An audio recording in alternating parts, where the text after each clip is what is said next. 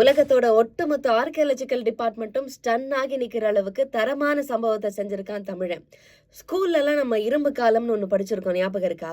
அந்த இரும்பு காலம் தமிழ்நாட்டில இருந்தா தொடங்குது அப்படிங்கிறது நமக்கு எவ்வளோ பெரிய ஒரு பெருமை மிகு விஷயம். இது ஆதாரபூர்வமா இப்போ நிரூபணமாயிருக்கு.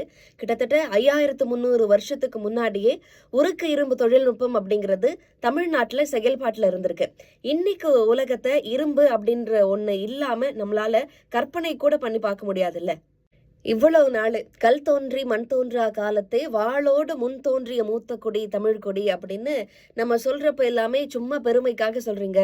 அது எப்படி கல் தோன்றதுக்கு முன்னாடி மண் தோன்றதுக்கு முன்னாடி தமிழன் தோன்றுவான் அப்படின்னு கேள்வி எல்லாம் தொடர்ச்சியா நம்ம கிட்ட எழுப்பிட்டு இருந்தாங்க. அதாவது கல் தோன்றா அப்படின்னா உலகத்தோட பிற பகுதிகளில் கற்காலம் தொடங்குறதுக்கு முன்னாடியே, மண் தோன்றா அப்படின்னா உலகத்தோட பிற பகுதிகளில் விவசாயம்னு ஒன்று தொடங்குறதுக்கு முன்னாடியே, வாளோடு அப்படின்னா வாழ்ன்றது இரும்பால செய்யப்படுற ஒண்ணு இல்லையா? அந்த இரும்பு காலம் அப்படிங்கிறது தமிழ் நிலப்பரப்புல இருந்திருக்கு அப்படிங்கிறது தான் இதை குறிப்பிடுறாங்க. அப்போ தமிழனோட நாகரிக பண்பாடு எந்த அளவுக்கு உச்சத்துல இருந்திருக்கு அப்படின்னு யோசிச்சு பாருங்க. அப்போ நம்ம தொழில்நுட்பத்துல மட்டும் இவ்வளோ ரிச்சா இல்லை, அது தமிழ் இலக்கியத்திலுமே பிரதிபலிச்சிருக்கு.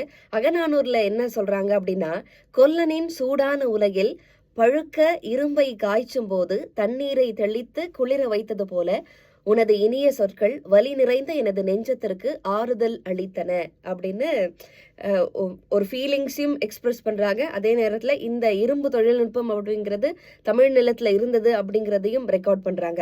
இதை நம்மளோட MP சு வெங்கடேசன் அவர்கள் கூட குறிப்பிட்டு ட்வீட் பண்ணியிருந்தாரு. இந்த வீடியோவை முடிஞ்ச அளவுக்கு எல்லாரோடையும் பகிருங்க. தமிழனோட வரலாறு உலக அறியட்டும்.